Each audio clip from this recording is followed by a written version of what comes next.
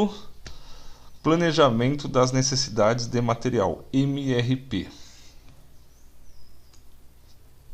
Então, primeiro aqui, vou mostrar para vocês como surgiu essa necessidade de controlar os materiais. Então, vamos fazer uma pergunta. Há 100 anos atrás, vamos pensar em uma fabricação de automóveis. Então, naquela época, o automóvel seria uma carroça, né? Então, seria madeira, poucos componentes. Então, a produção dessa carroça iam poucos componentes. Aí eu pergunto para vocês, hoje, quantos componentes existem numa produção de um automóvel? Será que é comparado como antigamente? Não, então hoje, cada vez mais os carros têm mais componentes. Então, para você controlar essas necessidades materiais, foi preciso aí criar um sistema para auxiliar essas pessoas, tá bom? Para produção aí não ter desperdício, não faltar, para que não gere prejuízo aí tanto para a empresa como transtorno para os clientes. Então, devido ao aumento e à complexidade dos produtos, surgiu a necessidade de criar um sistema para auxiliar pessoas, planejar, programar e controlar a produção, que é o chamado PPCP.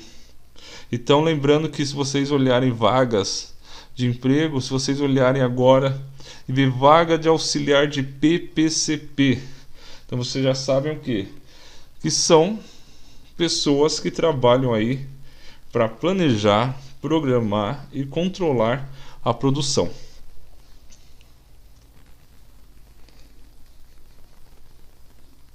A definição de MRP, Planejamento dos Recursos de Materiais. É um sistema da administração da produção que tem o foco em programar as necessidades de materiais, tá bom? Então, o MRP é um sistema que auxilia a administração da produção. E o foco dele é o quê? Programar o que a empresa precisa ali de materiais para efetuar sua devida produção.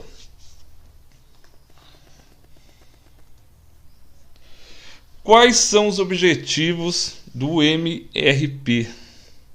Primeiro, cumprir os prazos de entrega dos produtos. Então, eu tendo um controle, como eu citei atualmente, uma produção de um automóvel, esses completos, vários componentes, várias peças. Então, se eu não tiver um sistema que controla esses materiais, a algum momento eu vou acabar deixando faltar. Isso aí vai gerar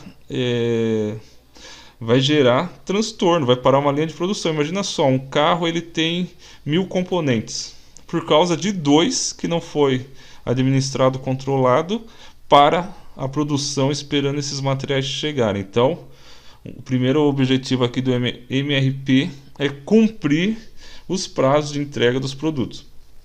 Segundo, atender os pedidos com menores níveis de estoque. E um objetivo é ligado com o outro. Se eu controlo meus materiais, eu sei a necessidade dele, eu acabo controlando aí meu estoque. Então, tem muitas empresas que não administram sua produção e acham que se comprar em grande escala vai estar levando vantagem para não faltar na produção, para não parar a linha de produção. Mas se você comprar em grande escala, o que vai acontecer? Você pode produzir, atingiu ali a sua demanda, mas o restante sobrou. Então, todo o material no estoque é dinheiro, é capital. Então, às vezes acaba estragando ou não usando mais. É a mesma coisa que você pegar dinheiro, no caso dinheiro da empresa, e colocar lá no estoque. É a mesma coisa. O material ele é dinheiro. Então, precisa aí atender com menores níveis de estoque.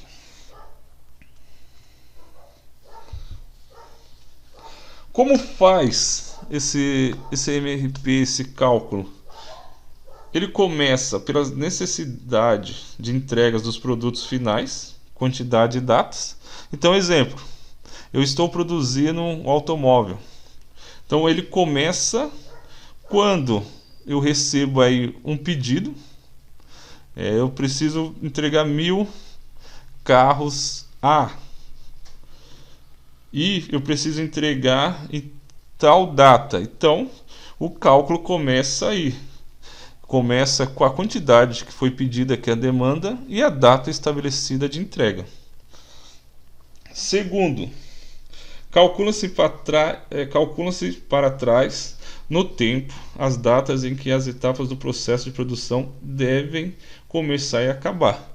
Então, mais para frente eu vou demonstrar para vocês a planilha para calcular as necessidades. Então, sempre eu vou começar de trás aí no tempo para que o cronograma aí seja efetivado aí sem nenhum erro. Características do MRP. Ele é um sistema baseado em previsão, como foi dito. Então, eu tenho ali um pedido, eu tenho ali uma data para ser entregue. Então, uma data para ser produzido. Então ele é baseado em previsão. E o sistema utilizado na produção é empurrado. Então eu tenho ali uma demanda, uma data para entregar, mas o sistema é empurrado. Ele é um sistema que é baseado em estoque. Então estou produzindo ali, eu tenho uma previsão, uma demanda, mas a partir do momento que eu tenho uma data para ser entregue em uma quantidade, eu estou empurrando para a produção, tá bom? Então, dando continuidade aqui, vamos entrar agora para o cálculo do MRP. Esses aqui são os itens que serão abordados na planilha, então vocês precisam saber a teoria para aplicar na prática, tá bom? Então, primeiro, necessidades brutas. O que são necessidades brutas? São as quantidades necessárias dos itens filhos para atender a necessidade do item pai, que precisa ser produzido. Isso aqui no